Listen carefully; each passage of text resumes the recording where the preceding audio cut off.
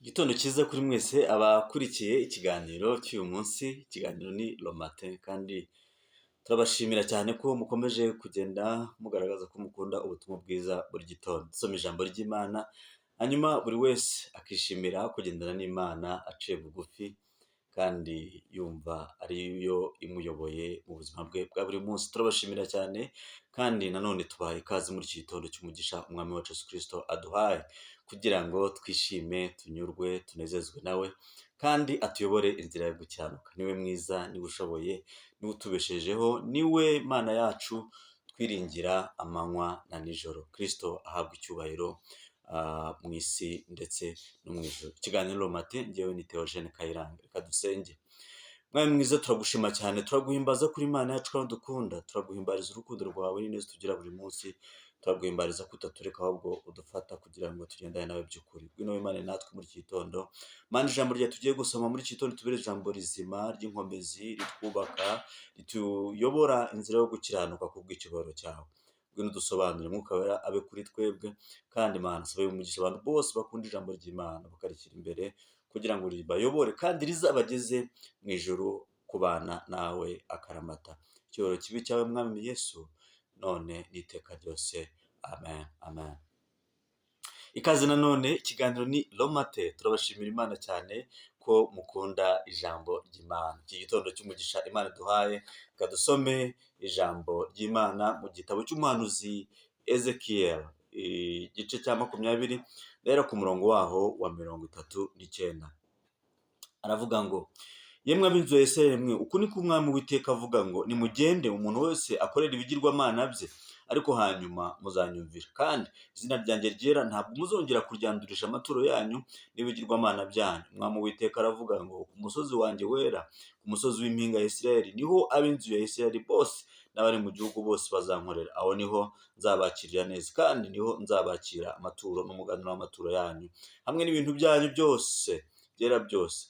Nzabakira nk'ibihumura neza ubwo nzabakura mu banyamahanga, nkabakoranya bavanye mu bihugu mwatataniyemo, kandi nzerekanira muri mwe imbere y'abanyamahanga ko ndi uwera, namwe muzamenya ko ndi Uwiteka, igihe nzabajyana mu gihugu cya Isirayeli, mu gihugu narahiriye guha ba sokuruza. Aho niho muzibukira inzira zanyu n'imirimo yanyu yose iyo mwiyandurishije, kandi muzizinukwa kubw'ibibi byose mwakoze, kandi muzamenya ko ndi Uwiteka nimara kubagenza ntyo ngirira izina ryanjye, kuko ntakurikije ingeso zanyu mbi cyangwa imirimo yanyu yahumanye, mwa b'inzu ya Isirayeli mwe, byavuzwe n'Umwami Uwiteka. Amen. Uyu munsi amagambo tugiye gusoma ni amagambo agaragaza ko abantu b'Uwiteka, Umwami wacu Yesu Kristo, akomeza kubahangaho amaso ibihe byose. Ntabwo ajya abarekura, akomeza ari kumwe nabo iminsi yo kubaho kwabo yose. Bene data, hari igihe abantu bajya mu binezeza by'isi, bakumva nibyo bibanejeje, bakumva nibyo bashyize imbere, bakumva nizo mbaraga zabo, kunezezwa n'iby'isi n'irari. Hari igihe kandi abantu batwarwa na kamere y'umubiri wabo, bigatuma bishora mu bidafite umumaro, bityo ntibanezeze Uwiteka. Ariko Uwiteka ukuntu ari umubyeyi, ahora yifuza ngo nabo bantu bagiye kure bagashayisha, bakajya mu bidafite umumaro, bagakora izindi mana, bakajya mu bigirwamana, aba yifuza ngo bagaruke basubize hagati y'impembero, maze yongere kubagirira neza. Niryo jambo Ezekiel yahanuye avuga ngo, namwe mwari mwaragiye kure mugakora izindi mana, hari igihe mutazakomeza gukora izindi. Hari igihe Uwiteka azabagarura, akabakubita akanyafu akabagarura, hanyuma mukongera mugatura amaturo mazima, atari amaturo y'ibigirwamana, atari amaturo avanze n'ibibi, atari amaturo arimo igomwa ryinshi.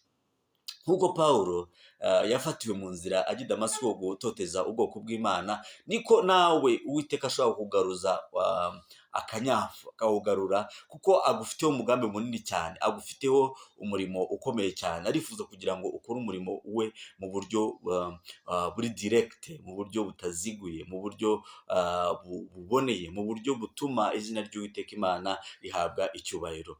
Umunsi dufite impungenge nyinshi cyane, kuko izina ryitwa umupasiteri umupasitori, umukozi w'Imana ni izina abantu benshi badashaka kumva mu matwi yabo, kubera ko abakozi b'Imana bagenda barushaho gushayisha no kuvuga ibidafite umumaro, no kuvuga ibidakomeza abantu imitima, no kutagira standard y'ubuzima bwa gikristo abantu bakwiye kuba bagenderaho mu buzima bwabo bwa buri munsi. Niyo mpamvu iryo zina rigenda rirushaho guta agaciro. Kuba umukozi w'Imana, kuba umukristo, kuba umupasitori n'indi mirimo yo mu buryo bw'umwuka, abantu benshi bagenda bavuga ngo twarabonye murabatekamutwe, murabeshya. Yego natwe uko turi abanyabyaha ntabwo twavuga ngo ntidukora ibyaha, ariko mu byo dukora byose bya buri munsi dukwiye kugerageza kugira ngo izina ry'Imana rigiye gutukwa kubw'abatizera Imana. Umwami wacu Yesu Kristo atugire neza.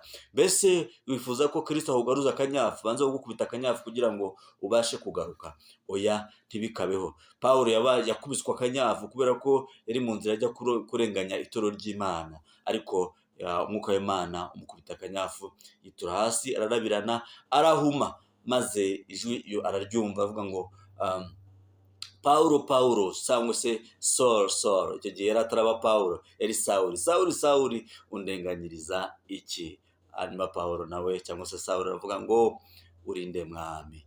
Abanza kubaza ikibazo gikomeye cyane ngo urinde mwami. Bigaragaza ngo yari abizi, kuko kubaza ngo urinde mwami ntabwo ari ikintu cyari cyoroshye. Yari abikuye he? Amategeko y'ibyiza umwami wacu Yesu Kristo yanditse mu mitima yacu. Iryo jambo twize kwiga muri Romate mu gihe gitambutse. Twese amategeko y'ibyiza umwami wacu Yesu Kristo yanditse mu mitima yacu. Nubwo twirengagiza tukajya mu bidafite umumaro, tugasa nk'abagendera mu buhenebere no mu buhumyi bukabije cyane, ariko dufite itegeko rya mwuka ritwarira muri twebwe. Amategeko y'ibyiza ngo nta n'umwe uzigisha undi. Ijambo twasomye mu Baheburayo ngo nta n'umwe uzigisha undi, nk'uko amategeko yanjye nzandika mu mitima no mu bwenge bwabo. Haleluya.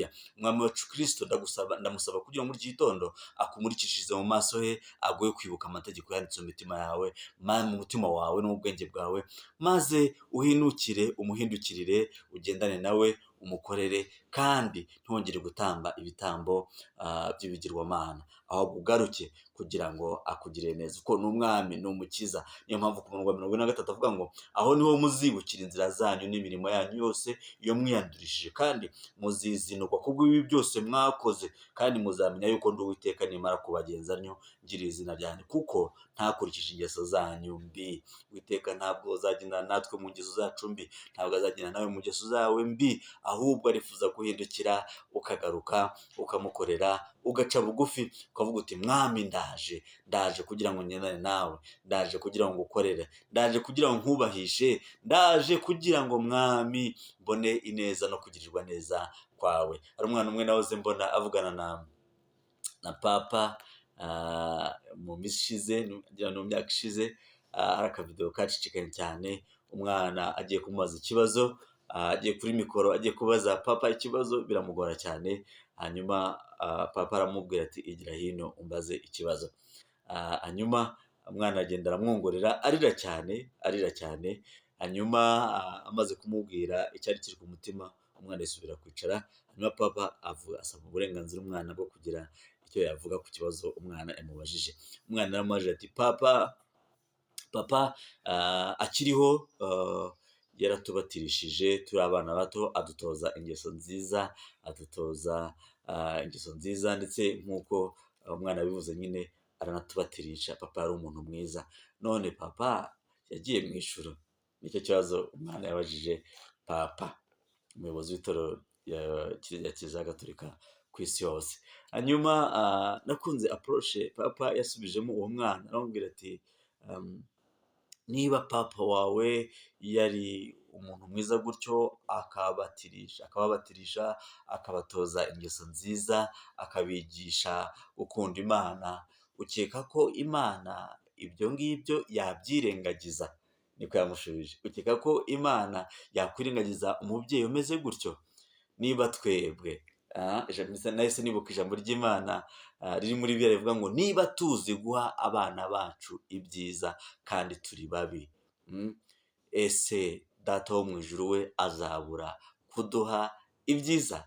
Haleluya. Ntabwo data ashobora kwirengagiza ineza no guhindukira kwawe mwene data. Uramutse uhindukiye uyu munsi ukavuga uti ndahindukiye, ngiye muri iyi nzira, nyuze inzira nziza iboneza mu irembo ry'ijuru, data yiteguye kukwakira, data yiteguye kuguhoza, data yiteguye kugufata ukuboko, data ntabwo azibuka inzira zose mbi wanyuzemo, kandi nta rubanza rundi azagucira uretse kukwakira, akaguhobera, akagushyira mu gituza cye, avuga ati mwana wanjye urakoze kugaruka mu rugo. Kandi ko byagenze ku mwana w'ikirara, ubwo yari yararurungutaniye mu bidafite umumaro, maze akibuka ko kwa se hari amazu menshi, hari amazu menshi, yarahindukira avuga ngo ntabwo binkwiriye kuba nkiri ahangaha ndi gusangira ibyo kurya n'ingurube, nabyo byabaye bikeya. Aravuga ati reka mpaguruke njye kwa data mubwire ngo data, nacumuye ku yo mu ijuru no mu maso yawe, kandi ntabwo binkwiriye kwitwa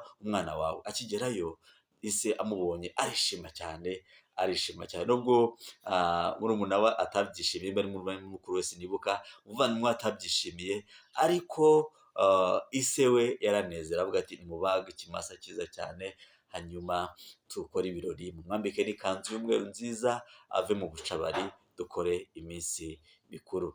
Umwana wundi agira ishyari, ariko se aramubwira ati byose ni ibyawe, byose ibiri hano byose ni ibyanyu, muhumure, nta nabi, nta mujinya, nta rwango, muhumure musangire nk'abavandimwe, nta kibazo gihari. Nawe Kristo ni uko yifuza kukugenza muri iki gitondo, kugira ngo umuhindukirire mwene data, ibyo urimo bidafite umumaro, ibyo wagenderagamo bidafite umumaro, amashyari, urwangano, inzika, umwuka mubi w'irari n'ubusambanyi n'ibindi byose, ubujura, kubeshya, ndasaba kugira ngo umwuka wera agukoreho, ugaruke, maze umuguti mana uce bugufi, urira n'amarira menshi, uti ndagarutse mu bwiza bwawe kugira ngo ngirirwe neza nawe.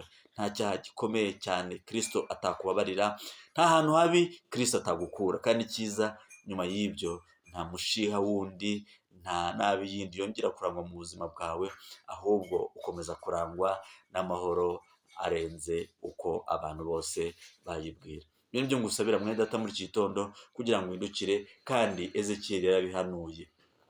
Amagambo yasoma ni amagambo, ubundi Ezekiyeli akunda guhanura amagambo akomeye, ariko muri ijambo aravuga ngo Uwiteka aravuga ngo nubwo mwari muri ahantu habi ndahazi, ariko ngo hari igihe nzahabakura nkabazana ahandi hantu, nkabagirira neza, mukava muri ibyo bigirwamana, nanjye mugatangira kunkorera, kandi nkabaha umugisha, kandi nkabaha umugisha. Bene data, muri ukuntu Imana idukunda cyane, ntabwo itubwira ngo nzabahondagura, nzabavunagura, nzabagira gutyo, oya, ndabizi muri mu bidafite umumaro, ndabizi muri mu bigirwamana, ndabizi muri mu nzira mwiciriye, ndabizi, ariko ntabwo nifuza kubatsemba mutaragaruka mu nzira y'ukuri. Haleluya.